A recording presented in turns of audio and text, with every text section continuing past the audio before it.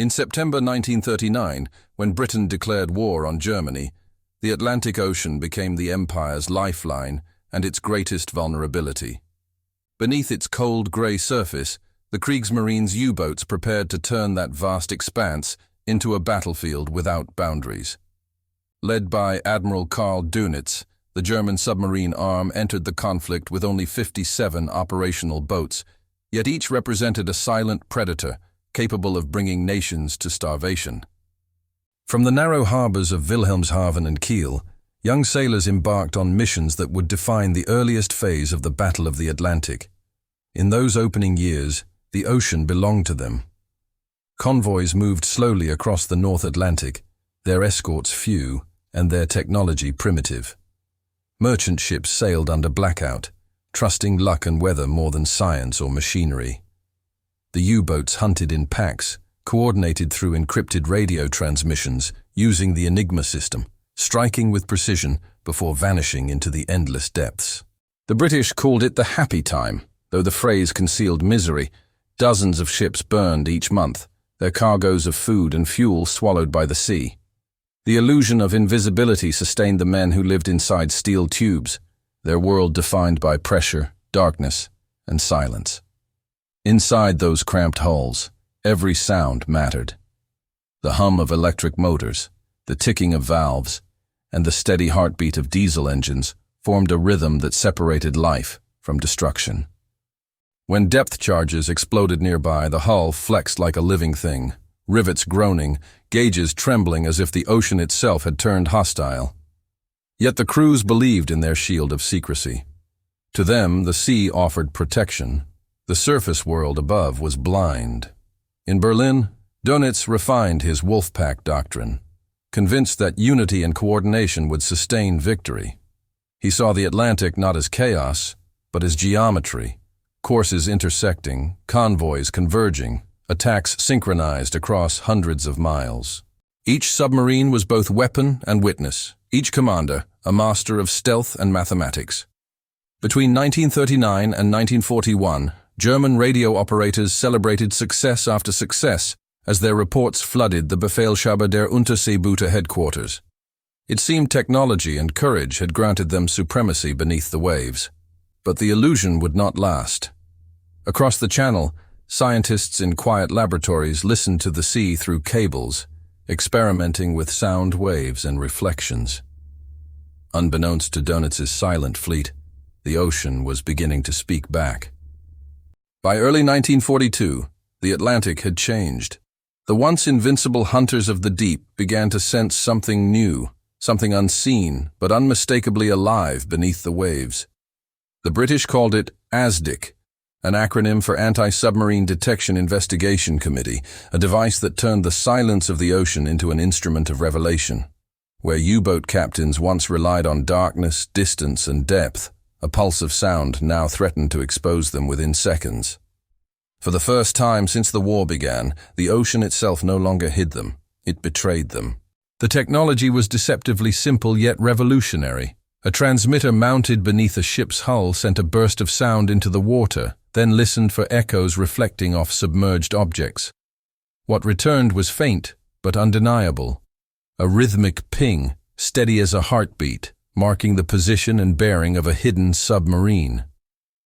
British destroyers began sweeping convoy routes in patterns that mimicked choreography.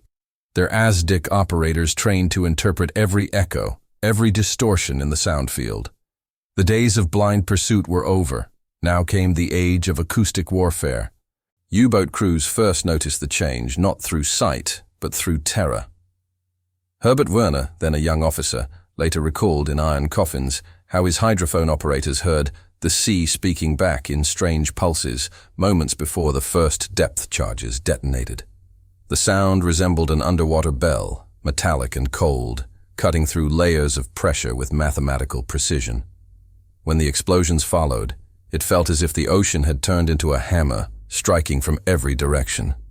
The sea, once ally, had become executioner. In bases along the French coast, commanders struggled to understand how their invisible fleet was being tracked. Orders from Dönitz grew increasingly urgent, instructing crews to dive deeper, change frequencies, and minimize transmissions. Yet none of it mattered. British Asdic teams aboard escort ships such as HMS Van Sittart and HMS Walker were learning faster than the Germans could adapt. Every attack refined the next. Every sinking improved the science. For the men trapped inside their submarines, survival became a test of endurance rather than strategy. Silence replaced conversation, sweat replaced sleep, and every creak of the hull carried the weight of dread. The age of unseen dominance had ended. Beneath the Atlantic's grey surface, sound had become the new language of death. By the summer of 1942, German U-boat commanders began to feel a shift that no order or courage could undo. What had once been a silent ocean now echoed with pulses of sound that betrayed their every move. Men who had stalked convoys with the confidence of ghosts now crouched inside their hulls, listening to the relentless rhythm of Allied sonar, each ping a reminder that they were being watched. Beneath the Atlantic swells, fear replaced mastery, and the hunters became the hunted. Lieutenant Herbert Werner's U-230 operated north of the Azores when the first sustained sonar pursuit struck. The hydrophone operator froze, headphones pressed tight, whispering numbers that rose and fell in steady increments. "They have us," Werner wrote later, describing the sound of the approaching destroyer as a heartbeat closing in through water black as coal. He ordered a crash dive to 200 meters, every gauge trembling, every man holding breath as the world above rained thunder. Depth charges fell in sequence, bursting closer with each pass until light fixtures shattered and the hull groaned like bending iron. Silence returned only when the enemy withdrew. But by then, the illusion of safety was gone forever. Across occupied Europe, similar stories reached Dönitz's headquarters. Crews reported destroyers that seemed omniscient, appearing from fog and darkness with uncanny precision.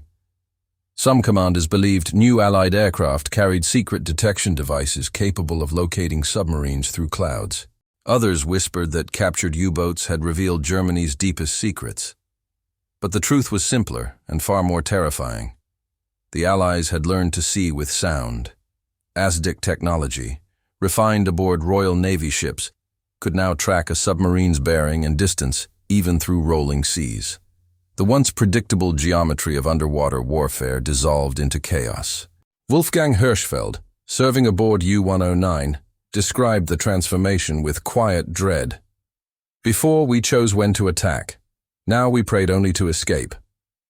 Inside the confined steel, air turned stale, nerves frayed, and command voices cracked under pressure. Every noise, a dropped wrench, a leaking valve, became an act of betrayal. Crews began to speak in whispers, moving barefoot to minimize echoes. Sleep became a luxury, fear the constant companion. By late 1942, the ocean no longer belonged to the U-boats. The Allies had turned invisibility into illusion, and sound itself into a weapon more unforgiving than steel or fire. On May 5, 1943, north of the Azores, the Atlantic air hung thick with the scent of oil and salt as the battle shifted. The once dominant German U-boat fleet, proud symbols of the Kriegsmarine's oceanic reach, now faced an enemy armed not with superior numbers alone, but with precision sound. The Allied sonar network had matured into a system of hunting that was both scientific and merciless. What followed was the most devastating month ever recorded in the submarine war, a period remembered as Black May. Convoys that had once trembled before the wolfpacks now sailed under the invisible shield of radar-linked escorts, equipped with Type 147 Asdic and high-frequency direction finding.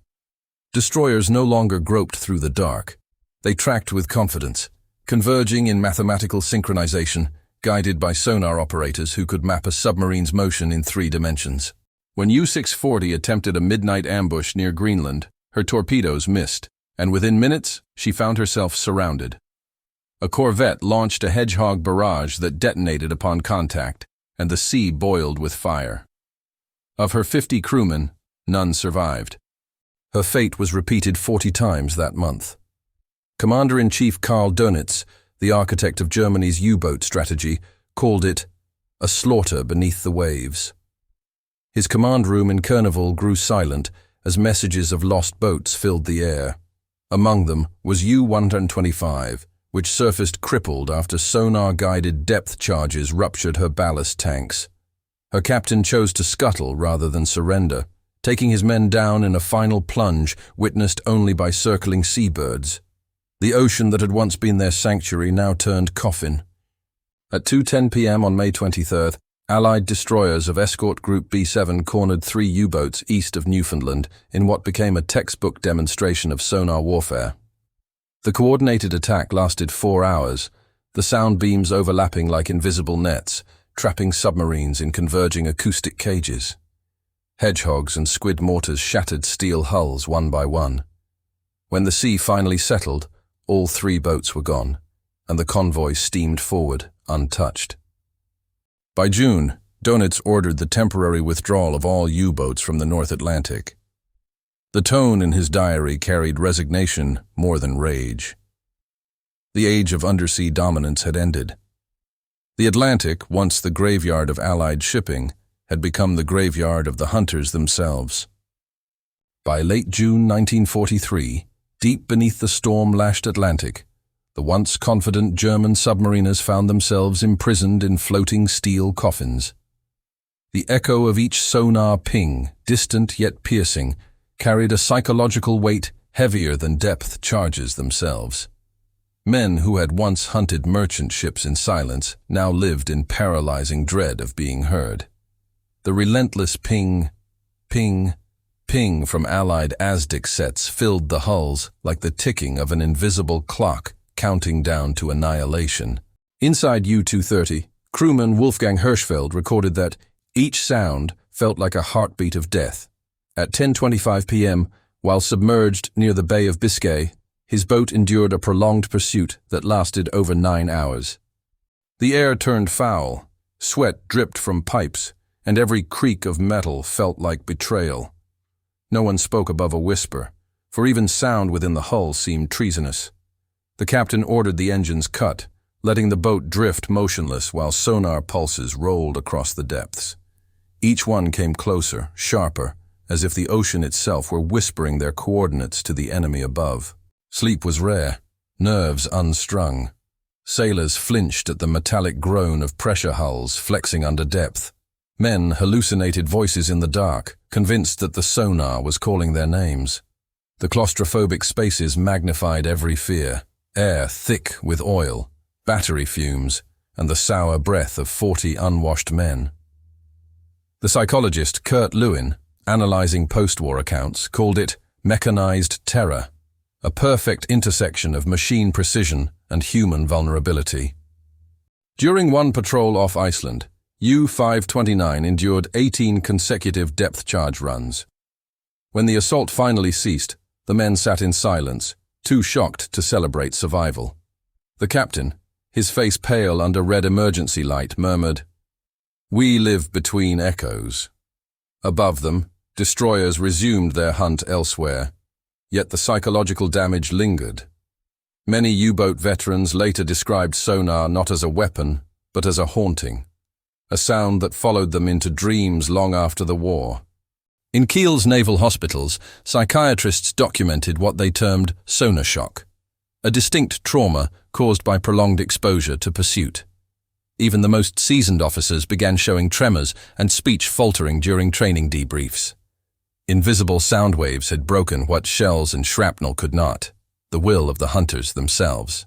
By the autumn of 1943, the Kriegsmarine's engineers fought a desperate war of invention, racing against the encroaching silence of Allied sonar superiority. In Berlin's Admiralität headquarters, Admiral Karl Dönitz reviewed frantic reports from the Atlantic Command, each bearing the same verdict: U-boats could no longer hide. The once invincible hunters of the deep had become audible prey, betrayed by the sea itself. As the Allies perfected their sonar technology, German scientists sought any means to reclaim invisibility beneath the waves. At Kiel's Deutsche Werke shipyards, experiments began with Alberich, a synthetic rubber coating designed to absorb sonar pulses.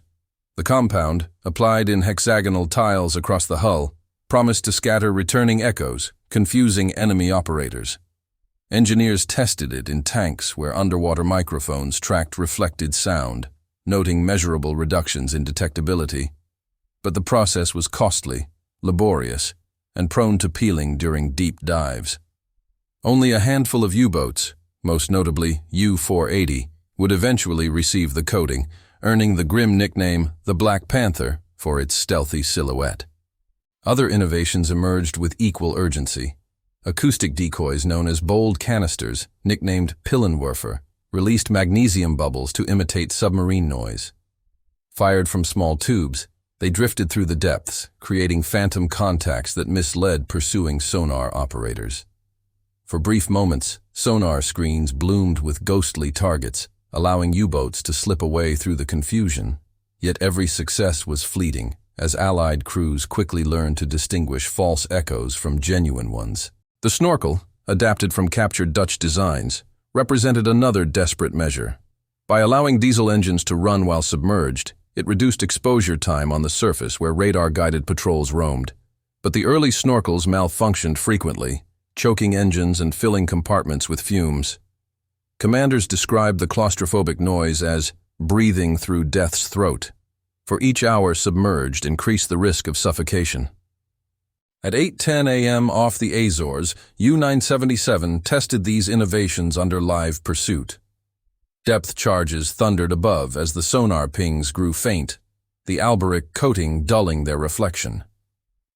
The submarine slipped beneath thermal layers, vanishing into silence that felt almost sacred. For a fleeting moment, technology had matched fear, but the cost of each adaptation exceeded its benefit, and the Allies' sensors evolved faster than German ingenuity could compensate. By winter's end, the Kriegsmarine's engineering miracle had transformed into a requiem of survival, an orchestra of desperate invention echoing through the dying Atlantic campaign. By May 1943, the North Atlantic became a graveyard of iron and oil, marking the moment historians would later call Black May. For the German Kriegsmarine, it was the breaking point. 41 U-boats lost in a single month, an attrition so devastating that Admiral Karl Dönitz withdrew his wolfpacks from the Atlantic altogether. What had begun as a war of shadows had turned into a slaughter lit by sonar and radar. The hunters, once masters of stealth, were now hunted with scientific precision. The Allied convoy system had evolved into a machine of coordinated destruction. Long-range aircraft from Iceland and Newfoundland now filled the mid-Atlantic air gap, while destroyers equipped with Type 147B sonar and Hedgehog mortars patrolled in relentless cycles. The sonar's pulse no longer searched blindly. It tracked in depth, direction, and speed, giving Allied captains an almost supernatural awareness of what moved beneath. When the telltale echo returned, mortars roared forward in perfect arcs, their charges detonating only upon contact. There was no warning, no escape, only sudden fragmentation and silence. On the night of May 8th, U-640 attempted to intercept convoy ONS-5, unaware that British escorts had triangulated its position through sonar readings. At 11:40 p.m., HMS Tay launched a Hedgehog salvo. The sea erupted in a luminous burst, and within seconds, the contact faded. No survivors, no trace, but a widening oil slick. 2 days later, U-230 met the same fate. Hirschfeld, then stationed in occupied France, noted in his diary, "The ocean no longer hides us. It betrays us with every vibration." The morale of U-boat crews disintegrated alongside their fleet. Commanders faced impossible choices: continue doomed patrols or defy orders and surrender. Radio transmissions from BDU headquarters grew increasingly grim, urging men to hold faith in new technologies still under development. But beneath the waves, faith could not silence the sonar pings that sealed their fate. As May drew to its close, Dönitz stared at casualty charts strewn across his map table in Flensburg. 30,000 men had already been lost, and with each passing week, their replacements grew younger, their eyes emptier. The age of underwater invisibility had ended forever. The Atlantic, once Germany's hunting ground, had become its liquid tomb. By late 1944, the once proud U-boat fleet existed only as memory and machinery, stripped of dominance and drowning in obsolescence. Yet within secret shipyards scattered from Bremen to Danzig, German engineers conceived an audacious resurrection, the Type XXI Elektroboote. It was a submarine designed not to dive for short attacks, but to live underwater indefinitely, a vessel decades ahead of its time. Its sleek hydrodynamic hull, extended battery capacity, and silent-running electric motors promised to restore Germany's vanished invisibility beneath the waves. At the AG Weser shipyard in Bremen, construction teams labored under Allied bombing raids that turned night into flaming daylight. The Elektroboote's blueprint boasted speeds of 17 knots submerged, a figure that stunned Allied intelligence analysts when captured documents later surfaced. No longer would U-boats be forced to surface for air or recharging, for the new schnorkel system drew oxygen through retractable masts.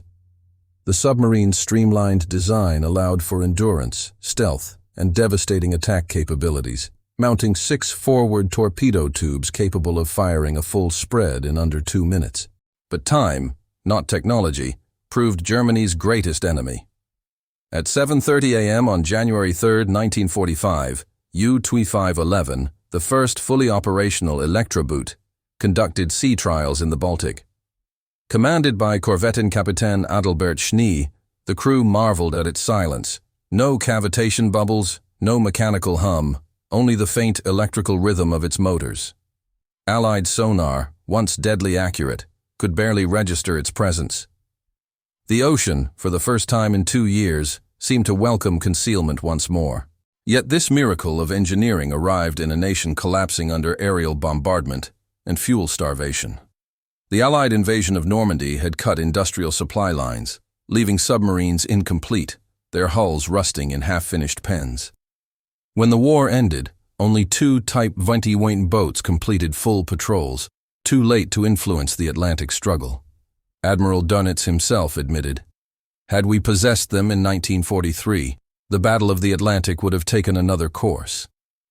Captured after Germany's surrender, the Elektroboote astonished Allied naval engineers, inspiring post-war designs in Britain, the United States, and the Soviet Union. In their failure, they ignited a new technological era beneath the sea. The innovation that came too late for Germany would redefine submarine warfare for every navy that followed.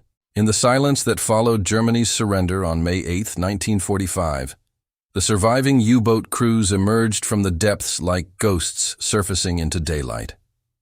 Of nearly 40,000 men who had served beneath the waves, only 1 in 4 returned alive. The Atlantic had consumed the rest. 30,000 souls lost without graves, remembered only by positions on faded naval charts. For men like Herbert Werner and Wolfgang Hirschfeld, survival carried its own torment, for they had lived to recall the sound that had killed their comrades, the echo of Allied sonar that hunted them with mechanical patience. Werner would later write in Iron Coffins that the ocean had ceased to be blue. It became grey, filled with listening ears. In the years after the war, he joined the small fraternity of U-boat veterans who gathered in Hamburg taverns, speaking softly over beer about ships that never returned. They remembered the claustrophobic stench of diesel, the flicker of emergency lamps, and the silence that followed every detonation.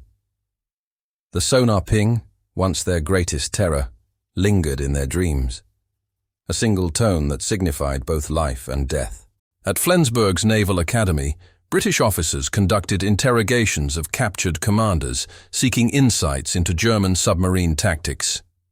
What they found instead were men hollowed by exhaustion and disbelief. When asked what defeated them, most did not mention radar or aircraft. They spoke of sound. They described it as inescapable, unrelenting, omnipresent, a technological haunting. The psychiatrist Heinz Ohlmeyer documented hundreds of post-war cases of acoustic trauma, noting that many former submariners reacted violently to sudden noises, their minds trapped in the echo of pursuit. In Kiel's war cemeteries, mothers and widows placed flowers beside memorial stones, marked only by boat numbers, U-99, U-552, U-230. The graves bore no bodies, for the sea had claimed them all. By 1946, the once revered submarine service of Germany had become a symbol of futility, a generation sacrificed to technological evolution. The Allied sonar operators who once hunted them also carried memories, though of a different kind. They had listened through headphones to men dying invisibly, hearing explosions that meant victory, yet knowing human voices had ended beneath those waves. The ocean, for both sides, had become a graveyard of sound, where each echo carried the weight of an unfinished prayer. Decades after the guns fell silent, the North Atlantic remains haunted by the invisible war that once raged beneath its surface. The sonar pings that once guided death now exist only in naval archives and fading training recordings, yet their resonance endures across history. Every frequency transmitted during the Battle of the Atlantic carried more than a tactical purpose. It captured the intersection of human courage and mechanical evolution. Beneath the technology lay men who feared silence more than noise, who discovered that sound itself could become a weapon as merciless as steel. In the Cold War years that followed, the lessons born from German and Allied encounters reshaped maritime strategy worldwide. The United States and Soviet Union, inheriting sonar principles perfected through wartime sacrifice, transformed them into instruments of deterrence and survival. Nuclear submarines, equipped with arrays far beyond anything imagined in 1943, could now detect vessels hundreds of miles away. Yet for all their sophistication, the philosophy remained unchanged. Whoever mastered sound would master the deep. The ocean, once a wilderness of mystery, became a theater of measured echoes and calculated whispers. Marine historians often called a sonar revolution the moment when the ocean lost its innocence. It stripped the seas of secrecy, forcing submariners to exist in perpetual awareness of unseen watchers. But amid these scientific triumphs lay an enduring tragedy. Thousands of German sailors entombed in steel coffins, their final moments marked by the rhythmic tapping of sonar pulses that sealed their fate. For them, progress had no meaning, only consequence. At the German Naval Memorial in Lebow, overlooking the Baltic, a bronze inscription reads, "They rest beneath the waves, guarding the silence of the sea." Veterans who visit there often stand motionless, listening to the distant wash of tides, imagining the sound that once defined their lives. To them, the ocean's calm carries an echo, a reminder that technology, however advanced, cannot silence memory. The story of sonar is more than an account of innovation.